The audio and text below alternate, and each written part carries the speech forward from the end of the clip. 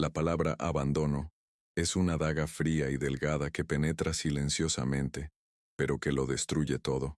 La sentí esta noche, no como un miedo lejano, sino como una verdad susurrada en las paredes de la casa que yo mismo construí. Me llamo Arturo, tengo 75 años, y nunca imaginé que la única hija por la que sacrifiqué cada sueño y cada gota de sudor sería quien, con tono desenfadado, me hablaría de los detalles de mi obsolescencia. Ella y su esposo creen que estoy en mi habitación, quizá durmiendo, ajenos a los planes que hacen para mi futuro. Un futuro donde solo soy un obstáculo al que hay que controlar, un mueble antiguo que ya no encaja con la decoración moderna de sus ambiciosas vidas. No saben que estoy aquí, sentada a la sombra de mi taller, con el aroma a cedro y barniz que ha sido el perfume de toda mi vida. Cada herramienta colgada en esta pared, cada nudo en la madera del banco de trabajo, cuenta una historia de esfuerzo y dedicación. Este taller no es solo un lugar, es el testimonio de una vida, el santuario donde transformé la madera en bruto, en sustento, en belleza, en un futuro para Elena. Aquí, fui creadora, maestra de mi oficio. Ahora, en mi propia casa, me siento como una sombra, una reliquia cuyo valor están ansiosos por liquidar, convirtiendo el legado de mi dignidad en el precio de un terreno en un barrio en proceso de gentrificación. Recuerdo cuando Elena era pequeña, sus ojos brillaban de admiración al verme trabajar.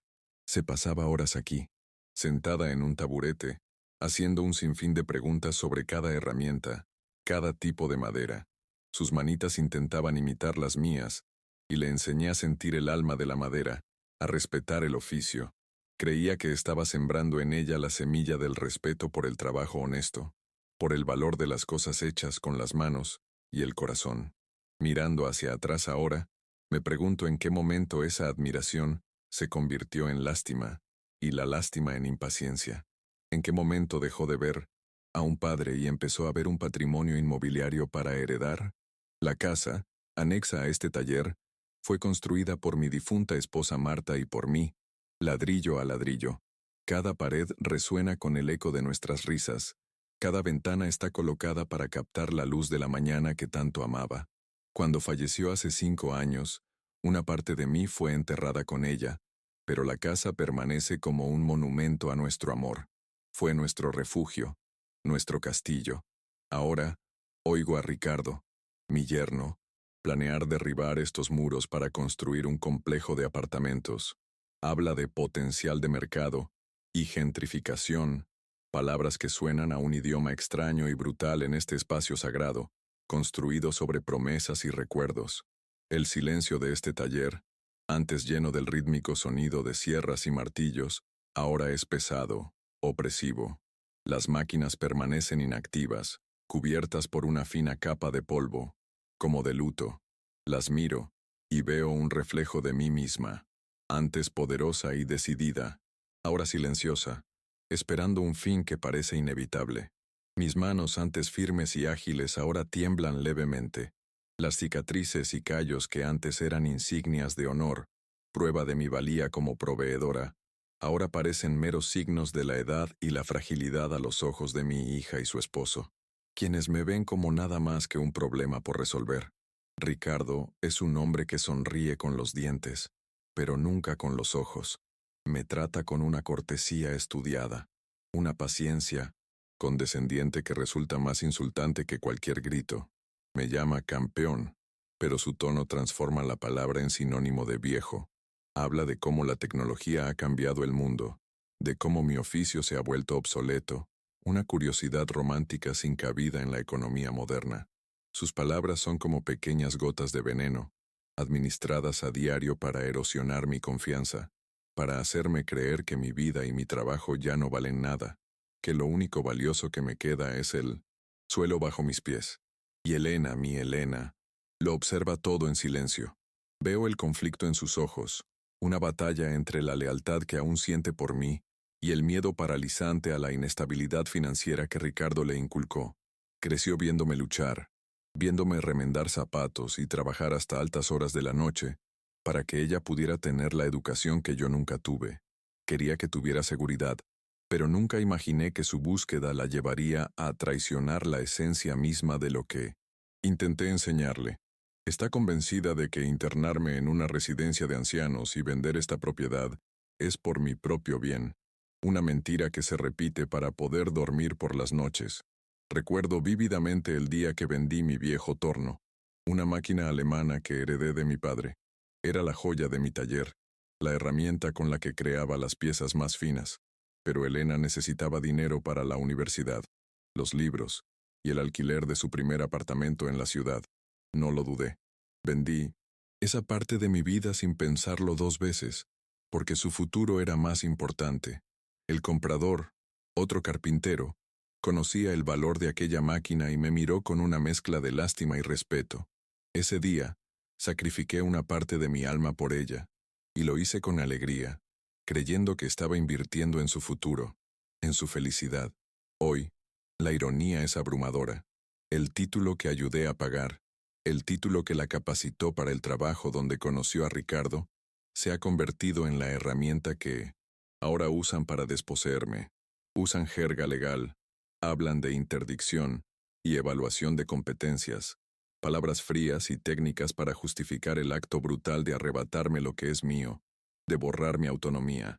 No ven la conexión entre el sacrificio de mi pasado y la prosperidad de su presente.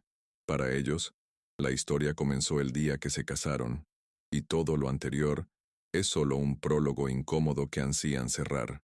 El barrio que nos rodea está cambiando rápidamente. Están demoliendo antiguas casas obreras para dar paso a edificios de cristal y acero. El ruido de la construcción es constante, un recordatorio diario de la presión que Ricardo siente e impone. Ve a nuestros vecinos vender sus casas por fortunas, y no soporta la idea de que estemos sentados sobre una mina de oro, como le gusta decir. No entiende que para mí, este lugar es más valioso que cualquier cheque que me puedan ofrecer. Es el depósito de mi vida, el último bastión de mi identidad. Vender esta casa sería como vender mis propios recuerdos. La soledad desde que Marta se fue ha sido una carga constante, pero la soledad que siento ahora es diferente. Es una soledad más profunda, la de estar rodeado de personas que deberían quererte, pero que te miran como si ya no estuvieras. Es invisibilidad, es hablar y no ser escuchado, es darme cuenta de que tu presencia se ha convertido en una carga. Se encargan de mis necesidades básicas, me traen comida, se aseguran de que tome mis medicamentos, pero lo hacen con la fría eficiencia de quien se ocupa de una tarea, no de un padre o madre. No hay calidez, no hay conversación genuina, solo una velada espera de lo inevitable. En el centro de todo, en el cajón cerrado con llave de mi banco de trabajo, yace una pequeña caja de palisandro. La hice para que Marta guardara las cartas que intercambiamos durante nuestro noviazgo. Es una pieza de carpintería perfecta, cada unión hecha con una precisión que nace del amor. No saben que dentro de esa caja, bajo las letras amarillentas por el tiempo, se encuentra la escritura original de esta propiedad, un documento que nunca ha sido escaneado, nunca alterado, un trozo de papel que prueba que soy el único y absoluto dueño de todo lo que codician. La caja es mi tesoro, mi secreto, y pronto será mi arma. Creen que mi mente está fallando, que la edad me ha debilitado y me ha confundido. Ricardo, en particular, se esfuerza en señalar cada pequeño lapsus de memoria, cada momento de vacilación, como prueba de mi senilidad. Papá, te lo dije ayer, ¿no te acuerdas? Dice con una sonrisa condescendiente. Es una estrategia cruel y calculada, una guerra psicológica para derrumbarme, de modo que, cuando llegue el momento de declararme incompetente, casi me lo crea yo mismo. Pero mi mente está más clara que nunca. El miedo y el dolor tienen el poder de agudizar los sentidos, de disipar la niebla de la resignación. Los oí esta noche, no por casualidad. Algo en su tono me alertó. Estaba en mi habitación, con la puerta entreabierta, y la voz de Ricardo normalmente controlada se alzó, cargada de frustración. Hablaba con Elena en la cocina, y sus palabras llegaron flotando por el pasillo hasta mí, nítidas. Ya no estaba sugiriendo, estaba planeando. Habló de abogados, de informes médicos que se podían ordenar, de la necesidad de actuar con rapidez antes de que hiciera alguna estupidez. o mi salud se deteriorara aún más. La frialdad con la que hablaba de mi vida era espeluznante. Antes de continuar, contándoles lo que escuché y lo que decidí hacer esa noche que lo cambió todo, les pido un pequeño favor. Si esta historia les llega al corazón, por favor, denle me gusta, suscríbanse al canal y comenten desde dónde la ven y qué hora es en su ciudad. Su apoyo es como una luz en un momento de gran oscuridad para mí, dándome la fuerza para seguir adelante y luchar por mi dignidad. Saber que no estoy sola en esta batalla significa muchísimo, y su interacción me ayuda a llevar este mensaje a más personas que puedan estar pasando por algo similar. La frase que me rompió el corazón, la frase que resonará en mi mente para siempre, fue la de Ricardo, pero fue el silencio de Elena el que la confirmó. Elena, tu papá ya no decide nada. Lo abandonaste el día que te casaste conmigo. Ahora la decisión es nuestra. Ya estoy hablando con el abogado para ver cómo podemos acelerar las cosas. Considerando tu edad, lo abandonaste. La palabra resonó, no como una acusación, sino como la constatación de un hecho. En ese instante, comprendí que para el hombre que mi hija eligió, yo había sido un fantasma durante mucho tiempo, y ella nunca lo había contradicho. Su silencio era su aprobación. Un escalofrío me recorrió el cuerpo. Permanecí inmóvil, con la mano en el pomo de la puerta y el corazón latiéndome con fuerza. Era un dolor físico, una punzada en el pecho, el dolor de la traición en su forma más pura y cruel. Todos los sacrificios, todas las noches sin dormir, todo el amor que había invertido en criar a esa mujer, todo se desvaneció en ese instante, reducido a una simple transacción inmobiliaria. Ya no era su padre, era el guardián de un bien que obstaculizaba el progreso de sus vidas. La comprensión fue tan brutal que me dejó sin aliento, como un puñetazo en el estómago. No salí de la habitación. No los confronté. ¿Qué podía decir? ¿Cómo podía alguien argumentar contra una sentencia ya dictada a puerta cerrada? Cualquier palabra que dijera sería considerada como las divagaciones de un anciano senil. Cualquier protesta sería la prueba que necesitaban para justificar sus actos. Así que permanecí en silencio, y en mi silencio, una nueva fuerza comenzó a surgir de las cenizas de mi dolor.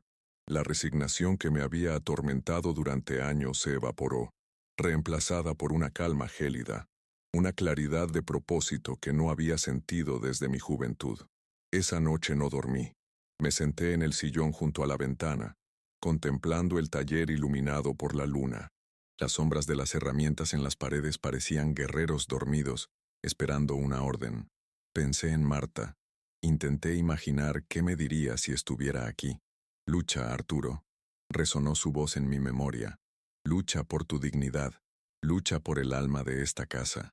Ella nunca fue una mujer que se doblegara ante la injusticia, y no podía deshonrar su memoria convirtiéndome en una víctima pasiva. La tristeza dio paso a la determinación. Habían subestimado al viejo carpintero. Me ven débil, pero olvidan que mis manos, aunque temblorosas, construyeron esta casa desde cero. Me ven obsoleto, pero olvidan que mi oficio me enseñó la paciencia, la precisión y la estrategia para construir algo duradero. Un buen carpintero sabe que la fuerza de una estructura no reside en su apariencia, sino en la solidez de sus cimientos y la precisión de sus herrajes. Mi vida se construyó sobre principios sólidos: honestidad, trabajo duro y respeto. Y ellos, con su codicia precipitada, estaban a punto de descubrir la fuerza de esta construcción. Su plan era eliminarme, borrarme, pero mi plan, que empezó a gestarse aquella larga y solitaria noche, no era de venganza, era de reafirmación. Se trataba de proteger no solo una propiedad, sino un legado de dignidad. No permitiría que el trabajo de mi vida se convirtiera en escombros para satisfacer la ambición de un agente inmobiliario. Este taller, esta casa, cumpliría el propósito para el que fue creada: ser un lugar de creación, de trabajo honesto, de comunidad.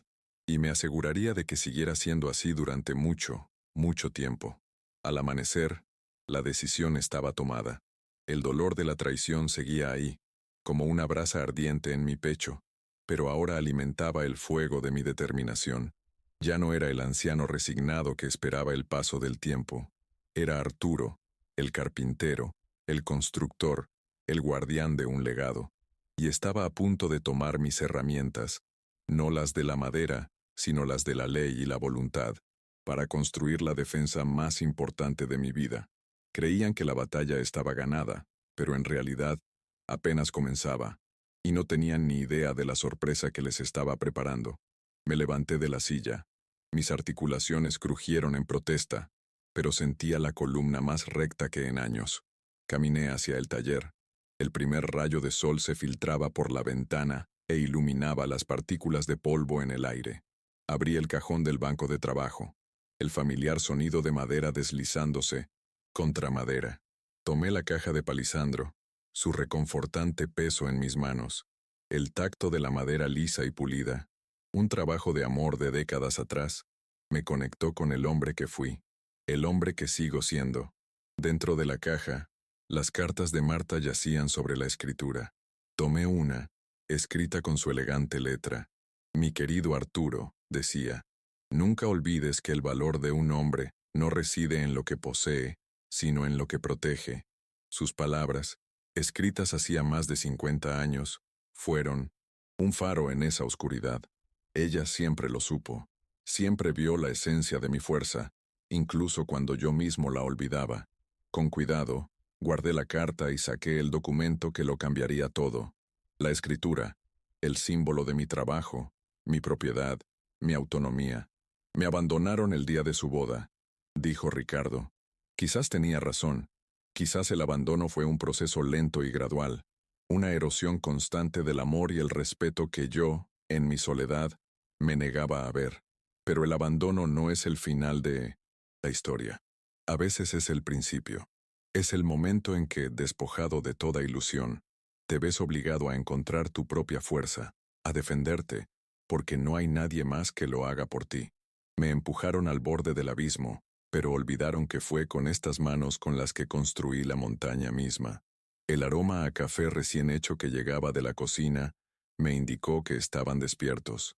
Pronto se unirían a mi rutina matutina, con sus sonrisas falsas y su paciencia forzada. Pero hoy sería diferente. Hoy los miraría a los ojos no como una víctima, sino como un adversario. No verían al anciano frágil que esperaban, sino a un hombre que había redescubierto su propósito.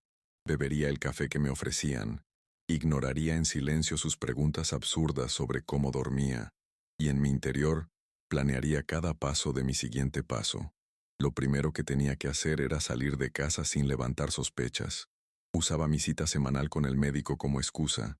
Era una de las pocas veces que me permitían salir solo, una pequeña concesión a mi independencia. Ricardo siempre se ofrecía a llevarme, para asegurarse de que llegara sano y salvo, pero en realidad era para controlar mis movimientos. Esta vez, insistiría en tomar el autobús, como antes. Sería la primera pequeña batalla, el primer acto de rebeldía, una prueba para ver si todavía me veían como un padre al que respetar, o simplemente como un prisionero al que vigilar. El plan era simple pero audaz. No iría al médico. Iría a la notaría del centro, un lugar que conozco bien. El notario, un hombre de mi edad, podría entenderlo. Llevaría la escritura, mis documentos y, lo más importante, mi claridad de propósito. No actuaba por ira ni venganza, aunque la ira estaba presente. Actuaba por principios, un principio que habían olvidado, pero que para mí era la base de todo. La dignidad no se negocia, se defiende con todas las herramientas a nuestro alcance. A medida que avanzaba la mañana, recorrí la casa con una calma deliberada. Cada objeto que tocaba parecía cobrar un nuevo significado. El retrato de boda en la sala, la mecedora de Marta, el marcador de altura de Elena en el marco de la puerta de la cocina. Eran reliquias de una vida que estaban dispuestos a demoler. No solo estaba salvando una propiedad, estaba salvando la existencia misma de estos recuerdos, asegurándome de que no fueran pulverizados y reemplazados por el hormigón y la codicia. La casa era un ser vivo, y yo era su guardián. La Conversación con ellos sobre ir sola al médico salió tal como esperaba. Elena expresó su preocupación, y Ricardo insistió en que sería más seguro si me llevaba. Los miré uno por uno, y con una voz más firme que la que había usado en años, dije, construí esta casa, crié a una hija y mantuve un taller mecánico durante 50 años. Creo que todavía puedo ir en autobús a una cita. Necesito sentir que todavía puedo hacer algunas cosas por mí misma.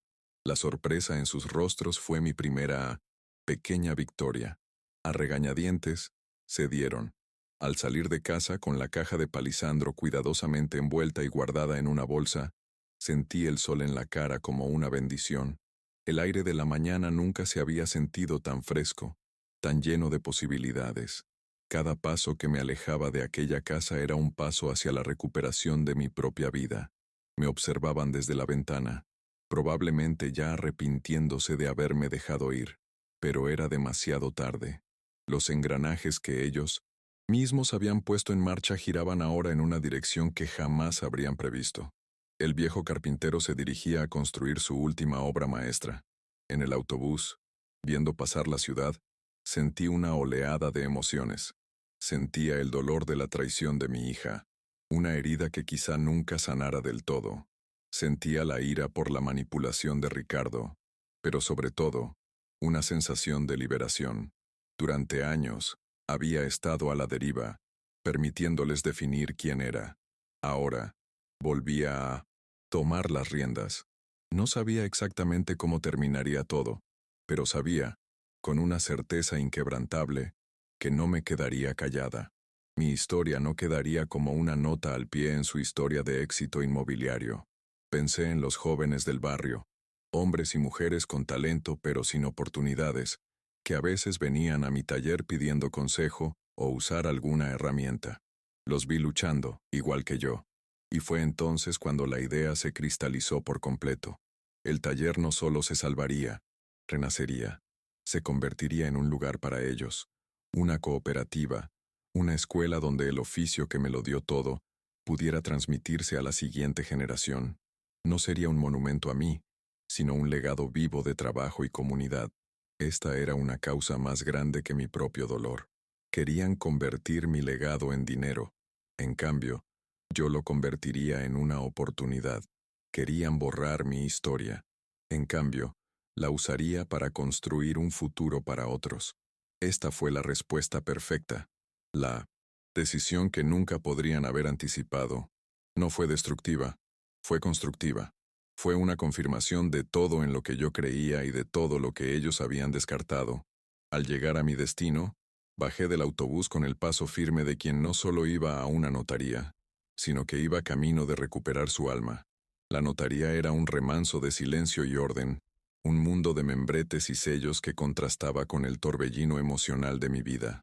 El notario, el señor Hernández, un hombre de gafas gruesas y aire de antigua dignidad, me conocía desde hacía décadas. Se había encargado del registro original de esta casa cuando Marta y yo la compramos, una joven pareja llena de sueños. Me miró por encima de sus gafas. Sus ojos no delataban sorpresa, sino una profunda y serena comprensión. Parecía saber que los hombres como yo no recurren a sus servicios por capricho, sino por necesidad, para tener la última palabra en una historia de vida.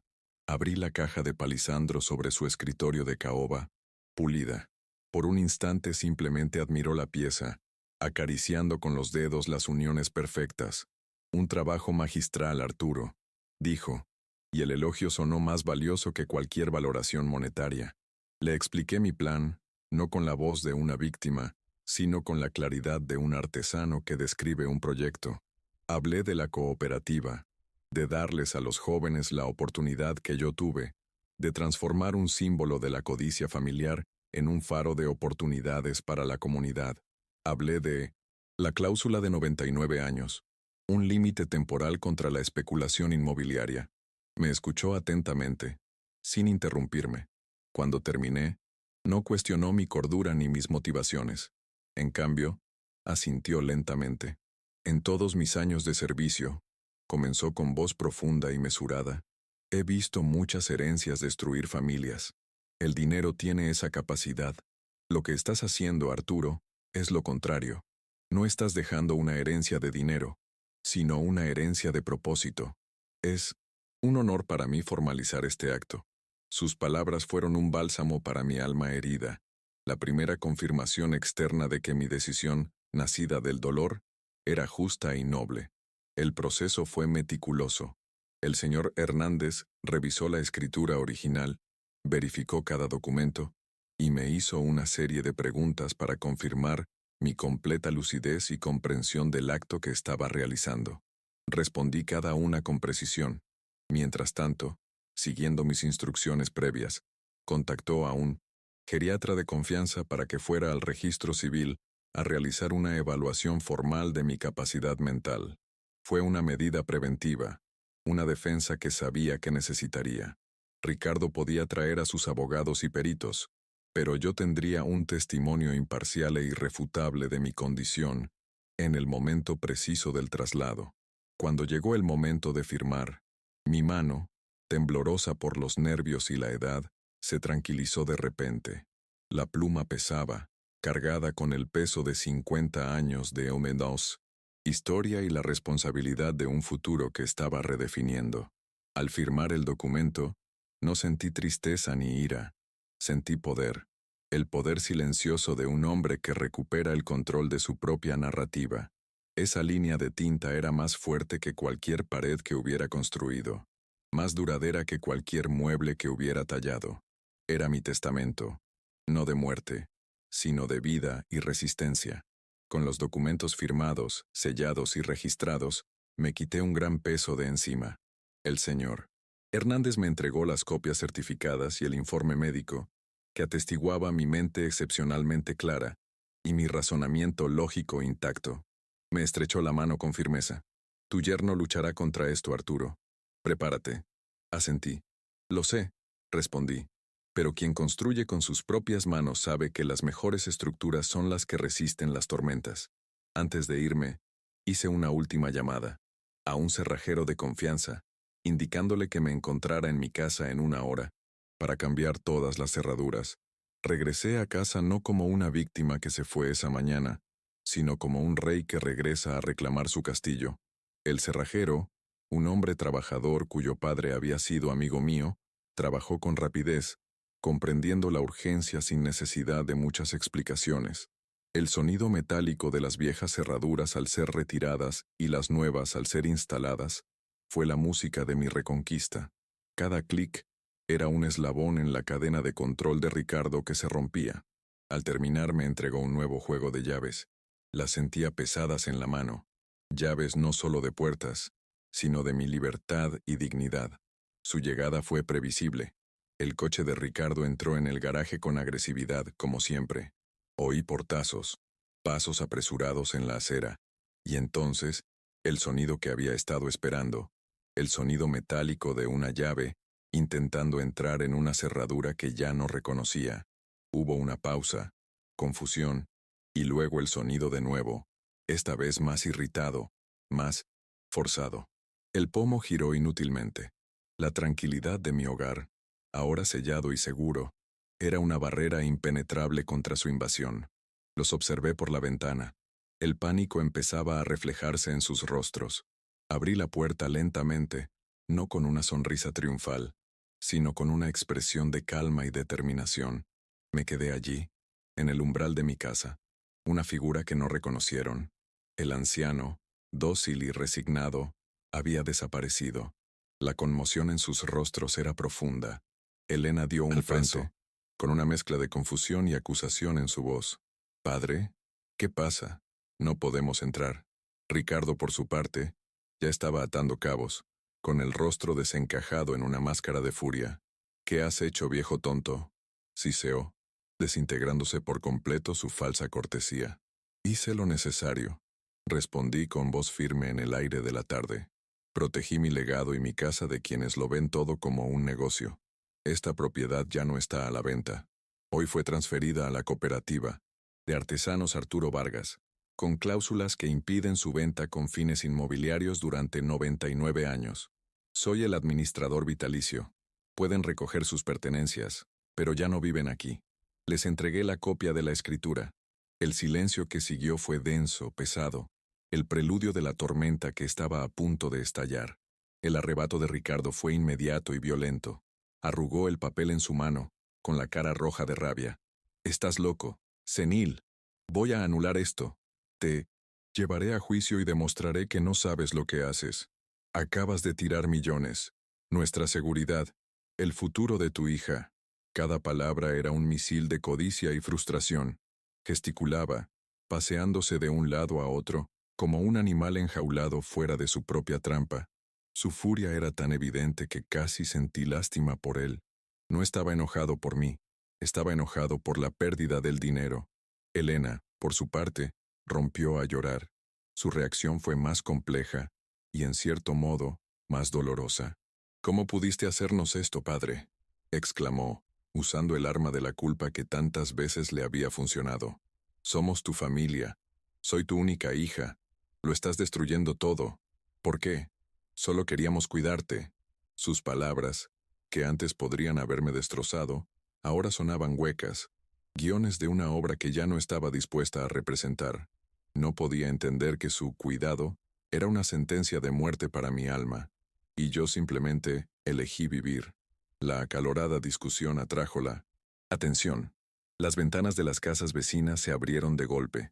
La señora Rodríguez, que lleva 40 años viviendo al otro lado de la calle, salió a su balcón, fingiendo regar sus plantas.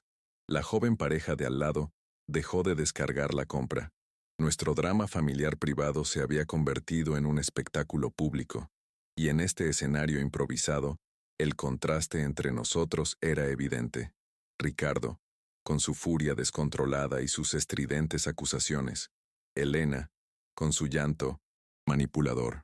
Y yo, de pie en la puerta de mi casa, callada e inquebrantable, la personificación de la dignidad bajo ataque.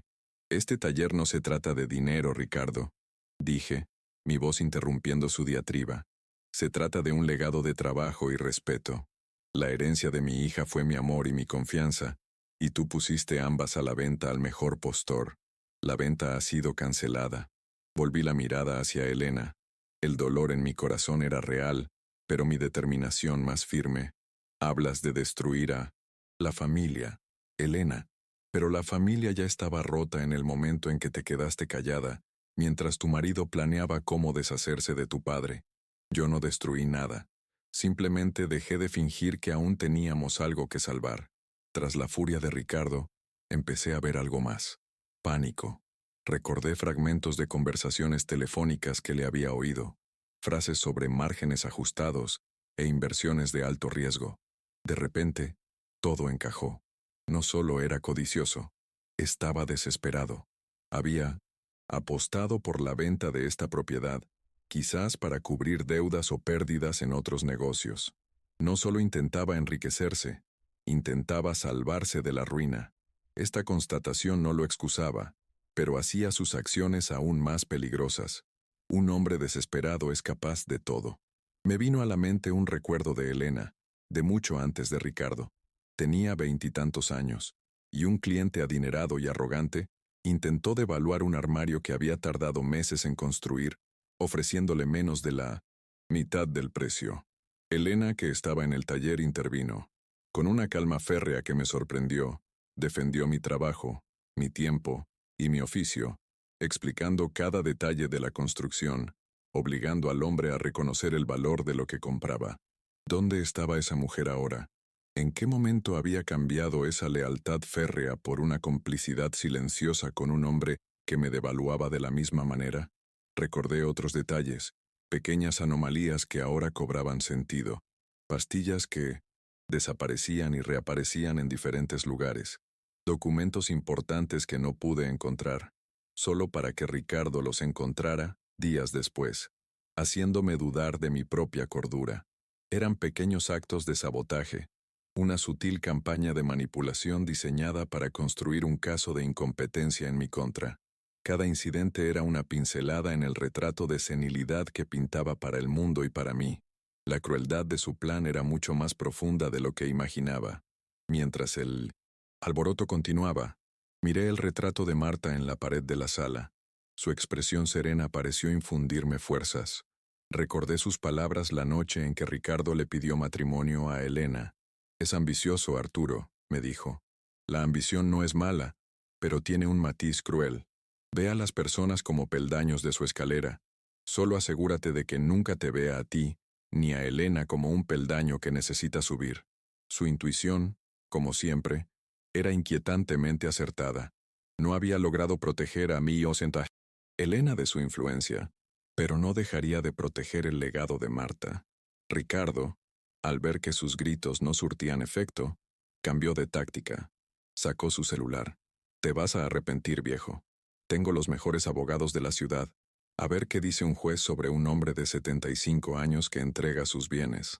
A ver cuánto dura tu pequeña cooperativa cuando me enrede en litigios durante una década. La amenaza flotaba en el aire, la promesa de una guerra larga y agotadora. Ya no intentaba convencerme, intentaba intimidarme, agotarme incluso antes de que empezara la pelea. Elena entonces jugó su peor carta. Se acercó más, con lágrimas corriendo por su rostro. Padre, por favor, piensa en tus nietos, piensa en su futuro. Este lugar sería su seguridad. Les estás arrebatando su futuro. La mención de nietos que nunca tuve, una esperanza que siempre había acariciado, fue una puñalada. Fue un chantaje emocional de la peor calaña, usando sueños incumplidos como arma. Fue en ese momento que cualquier atisbo de duda que tuviera sobre mi decisión se desvaneció. No conocían límites. El futuro de mis nietos, respondí en voz baja y amenazante, se construirá sobre el respeto, no sobre la deshonra de su abuelo. Un futuro asegurado por la traición no es futuro, es una maldición. Abrí la puerta un poco más. Ahora, si me disculpan, tengo mucho trabajo. Pueden llamarme para programar una hora para recoger sus pertenencias. Les recomiendo que traigan cajas. Y con eso comencé a cerrar la puerta. Las miradas de asombro e incredulidad en sus rostros fueron lo último que vi antes de que la nueva cerradura cerrara. Al otro lado de la puerta reinaba un profundo silencio. Podía oír sus pasos alejándose, el sonido del motor del coche al arrancar y chirriar. Me quedé allí apoyado en la puerta, con el corazón latiendo con fuerza.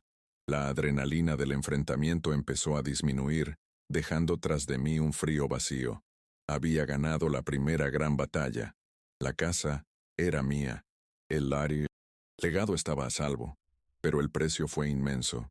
Estaba solo, en una casa llena de ecos, tras haber exiliado a mi única hija de mi vida. La victoria tenía un sabor amargo a pérdida. Fue entonces cuando oí un suave golpe en la puerta trasera, la que daba al jardín. Dudando fui a abrir. Era la señora Rodríguez, mi vecina. Sostenía un plato de galletas recién horneadas. Lo vi todo, Arturo, dijo en voz baja, y solo quería decirte que hiciste lo correcto. La dignidad de un hombre no tiene precio. Si necesitas algo, lo que sea, aquí estoy.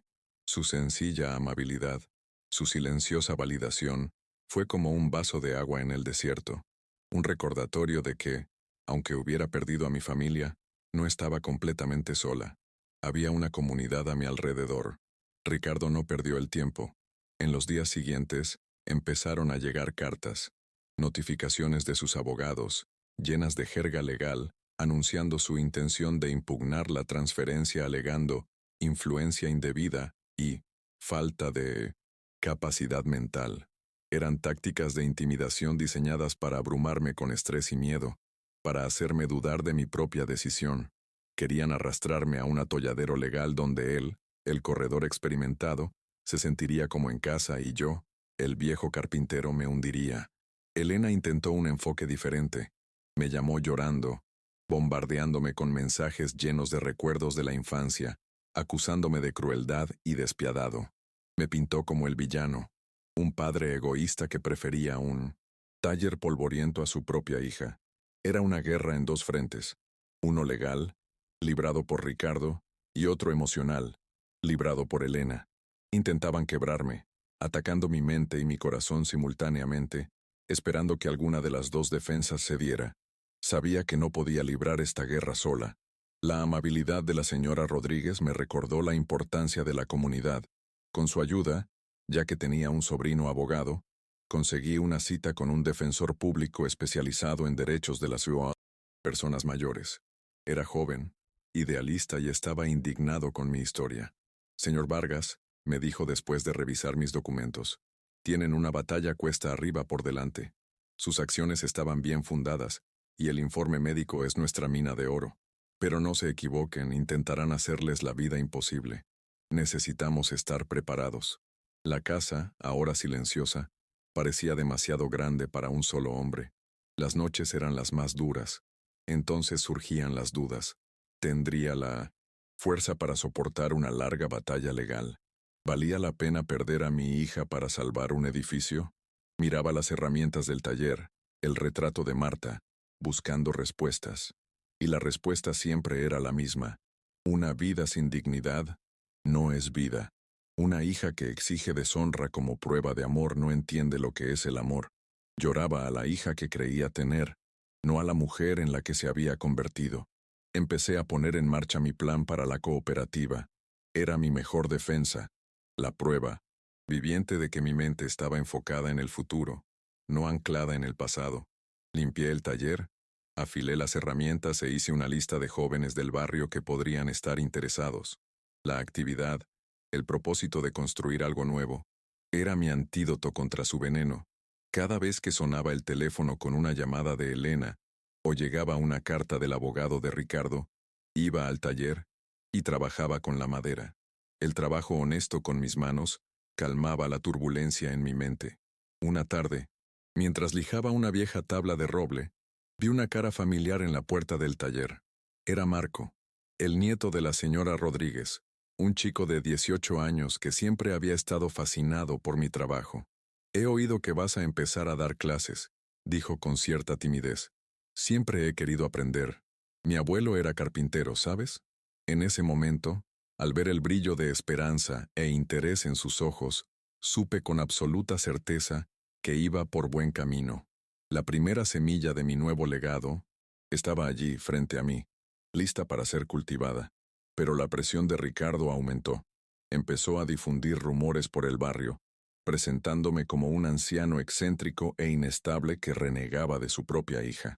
Algunos vecinos, más jóvenes y desconocidos, empezaron a mirarme con recelo. Intentaba aislarme, convertirme en un paria en mi propia comunidad. Era una táctica sucia, pero efectiva. Sentía el peso de las miradas, los susurros al pasar. La soledad que sentía por dentro empezó a extenderse al mundo exterior. El punto más bajo llegó en una noche lluviosa. Estaba solo. La casa se sentía aún más vacía con el sonido de la tormenta afuera. Un mensajero entregó un aviso oficial. Se había fijado la fecha de la primera audiencia judicial. La realidad de la lucha que me esperaba me golpeó con fuerza. Miré mis manos, las mismas manos que habían construido, reparado y creado durante más de 60 años. Ahora parecían frágiles, manchadas por la edad. La duda regresó con fuerza. ¿Tendría yo, un simple carpintero, la tenacidad necesaria para enfrentar la maquinaria legal que Ricardo había desatado contra mí?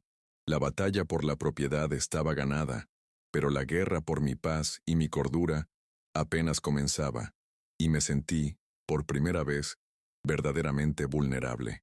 El día que llegó el citatorio del tribunal era gris y húmedo. El cielo parecía reflejar el peso de mi corazón. Ricardo y Elena llegaron con él, sus rostros como máscaras. Ricardo, una máscara de confianza forzada. Elena, una de tristeza ensayada. Los recibí no en la sala, sino en el taller. Era mi territorio, el lugar donde la verdad de la madera no se puede ocultar. No estaba sentado esperándolos. Estaba trabajando, lijando suavemente la curva de la pata de una silla, con el aroma a polvo de cedro impregnando el aire. Quería que me vieran no como un acusado, sino como un hombre en su elemento, útil y centrado.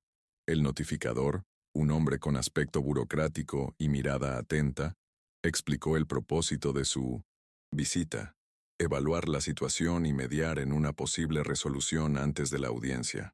Ricardo habló de inmediato, con un tono razonable y preocupado.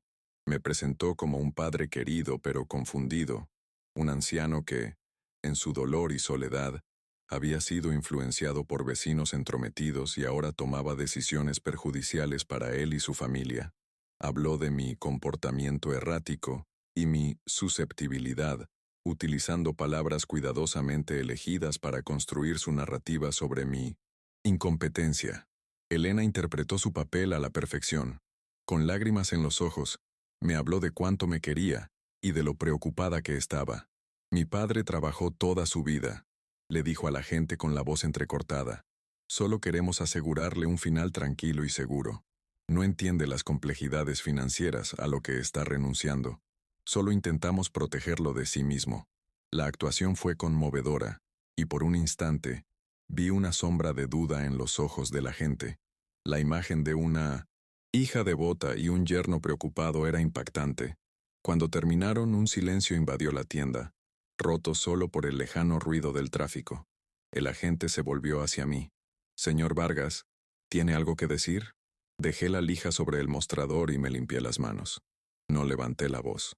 No mostré enojo. En cambio, me acerqué a un pequeño archivador que había preparado y le entregué una carpeta. «Aquí», dije con calma, «está la copia certificada de la escritura de transferencia, debidamente registrada. Y aquí está el informe médico, firmado por un geriatra certificado, que atestigua mi plena capacidad mental el día y la hora exactos en que se realizó la transferencia». El oficial leyó los documentos lentamente, su expresión cambiando de neutral a impresionada. Miró a Ricardo y, por primera vez, vi un destello de sospecha en sus ojos. La serena premeditación de mis acciones contradecía por completo la imagen que habían pintado de un anciano confundido e impulsivo. Ricardo empezó a tartamudear, diciendo que los informes se podían comprar, que tal vez yo había tenido un momento de lucidez, pero sus objeciones sonaban débiles y desesperadas ante la sólida documentación. El fundamento de su argumento se estaba resquebrajando.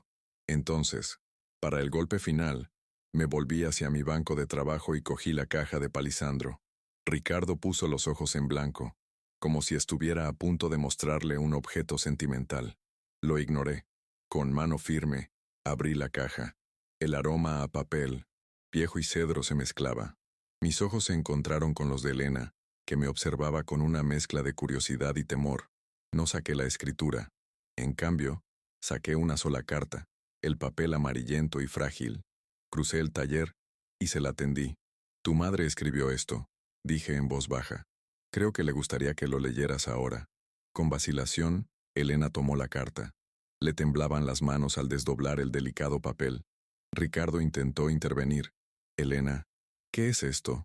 No es momento para sentimentalismos». Pero ella no lo oyó. Sus ojos recorrieron la elegante letra de su madre. El silencio en el taller era absoluto. Pude ver el momento exacto en que las palabras la impactaron. Sus hombros se desplomaron.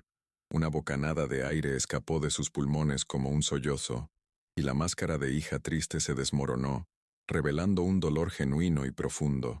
La verdad, escrita en la letra de su madre, era innegable. La frase, que me sabía de memoria, era sencilla y devastadora. «Nunca dejes que el miedo te haga vender el alma de esta casa, mi amor».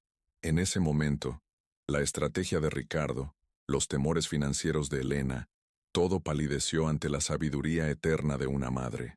Elena me miró, con los ojos inundados por una tardía comprensión de la enormidad de su traición, no solo a mí, sino también a la memoria de su madre y a todo lo que ella representaba. Ricardo, sintiendo que la situación se volvía irreversiblemente en su contra, hizo un último intento desesperado. Se giró hacia mí, con el rostro rojo de furia y humillación. «No tenías ningún derecho», gritó, y su voz resonó en el silencioso taller. Esta era la herencia de Elena. Su futuro, se lo robaste. La cruda acusación, la codicia en su forma más pura, flotaba en el aire. Toda pretensión de cuidado e interés había desaparecido, dejando solo la rabia por la pérdida del premio. Dejé de lijar la madera. Lo miré directamente, no con el odio que merecía, sino con una especie de fría compasión. «La herencia de mi hija era mi respeto, y tú la pusiste en venta. Este taller no es una herencia de dinero, Es una herencia de dignidad, y eso no tiene precio. Mis palabras no fueron fuertes, pero cayeron con el peso de un yunque en el silencio que siguió. Fueron la verdad definitiva, la declaración que redefinió todos los términos de esa batalla. Fueron mi reafirmación, no solo ante ellos, sino ante mí misma. El taquígrafo judicial se aclaró la garganta y cerró el expediente con un último clic. Creo que mi evaluación está completa, dijo mirando directamente a Ricardo. El señor Vargas está claramente en pleno uso de sus facultades mentales y actuó conforme a sus derechos. La documentación es impecable. Considero que esta denuncia es infundada. Se trata de una disputa familiar por dinero, y los tribunales no tienen tiempo para esto. Presentaré mi informe recomendando el sobreseimiento del caso. Cada palabra era un clavo en el ataúd del plan de Ricardo. La guerra había terminado. Derrotado, humillado públicamente, Ricardo miró a Elena, buscando un último aliado. Pero ella no lo miró. Permaneció paralizada, apretando contra el pecho la carta de su madre, con el rostro bañado en lágrimas. Había elegido un bando. Al darse cuenta de que estaba completamente solo, Ricardo me lanzó una mirada de puro veneno. Se dio la vuelta y salió del taller, dando un portazo. El sonido resonó como el último puñetazo de un capítulo oscuro en nuestras vidas. Su matrimonio, lo sabía. Probablemente le había dejado esa puerta. Elena se quedó sollozando en silencio. No fui a su encuentro. No la consolé.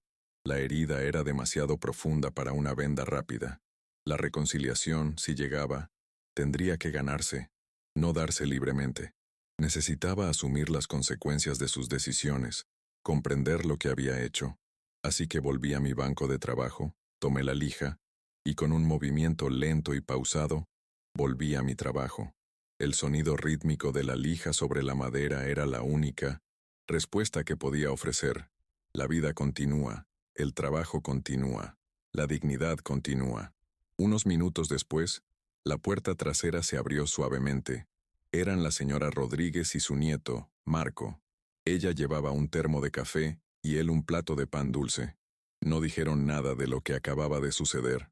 Simplemente entraron en silencio, sirvieron el café y se sentaron en taburetes cercanos. Su presencia era un bálsamo, un testimonio silencioso de que la familia que había perdido estaba siendo reemplazada por una comunidad que estaba construyendo. Una familia elegida, unida por el respeto mutuo, no por una obligación contaminada por la avaricia. En los días siguientes, el taller cobró nueva vida. Marco se convirtió en mi primer aprendiz oficial. Sus jóvenes y entusiastas manos aprendieron los secretos de la carpintería bajo mi guía. Otros jóvenes del barrio, al enterarse de la noticia, empezaron a llegar, curiosos y esperanzados. El taller, antes un tranquilo santuario de recuerdos, se estaba convirtiendo en un aula ruidosa, llena de errores, lecciones aprendidas y el maravilloso sonido de la creación. Ya no era un anciano esperando el fin, era un maestro que transmitía su legado. Elena empezó a aparecer. Al principio, simplemente se sentaba en su coche al otro lado de la calle, observando. Después de unos días, salió y se quedó de pie en la puerta abierta del taller, observando en silencio durante horas. No se disculpó, ni intentó justificarse, simplemente observó. Observó, mis manos enseñando a las de Marco. Escuchó las risas de los aprendices. Sintió la energía de propósito que ahora llenaba el aire. Estaba dando testimonio del legado que casi había contribuido a destruir, y en su silencio, vi el inicio de un arrepentimiento genuino. La dejé observar. Sabía que su camino de regreso lo tendría que recorrer sola. Un día, entró, y sin decir palabra, cogió una escoba y empezó a barrer las virutas del suelo. Fue el primer paso. Un acto de humildad. Un reconocimiento, silencioso de que para volver a formar parte de ese mundo, tendría que empezar de cero, sirviendo al legado en lugar de intentar venderlo. No intercambiamos palabras ese día, pero un frágil puente empezó a construirse sobre el abismo que nos separaba. Ricardo desapareció de nuestras vidas. Me enteré por los vecinos que su negocio había quebrado y que se había mudado de la ciudad, dejando un rastro de deudas. Su amenaza se disipó, no con una batalla, sino con el peso de su propia avaricia. No lo derroté yo, Lo derrotó su propio carácter, una estructura podrida que se derrumbó bajo la primera presión real. Su ausencia fue un alivio, el cierre de una puerta a un viento tóxico que había estado soplando en nuestras vidas. La cooperativa prosperó. Con la ayuda de mi joven abogado y de los líderes comunitarios, conseguimos una pequeña subvención del gobierno para comprar nuevas herramientas y materiales. La historia del carpintero que salvó su taller se difundió y empezaron a llegar pequeños pedidos, lo que dio a los aprendices la oportunidad de trabajar en proyectos reales. El taller ya no era solo mío, pertenecía a la comunidad, un testimonio vivo del valor del trabajo manual y la dignidad que aún tienen cabida en el mundo moderno. La resolución no fue un cuento de hadas. El dolor por la traición de Elena no desapareció de la noche a la mañana. La confianza, una vez rota, es como un trozo de madera que se rompe. Puedes volver a pegarlo, pero la fractura siempre estará ahí. Nuestra relación se estaba reconstruyendo, no sobre los cimientos del pasado, sino en el nuevo y difícil terreno del perdón y el respeto ganados con esfuerzo. Fue un trabajo lento, que requirió paciencia y la aceptación de que algunas cosas nunca volverían a ser iguales. Encontré una paz inesperada, no la paz de la quietud y la resignación, sino la paz del propósito. Enseñar a jóvenes, ver la chispa de la creación en sus ojos, me dio una nueva razón para despertar cada mañana. Me dieron más, de lo que yo jamás podría enseñarles. Me dieron el futuro. Transformaron mi taller de un mausoleo de recuerdos a una guardería de sueños. El legado de Marta y el mío ya no estaban atrapados entre paredes de ladrillo, sino que vivían en las manos y los corazones de la siguiente generación. A veces, al final del día, cuando todos los aprendices se han ido y el taller vuelve a quedar en silencio, me quedo en medio, respirando el aroma a serrín y esperanza.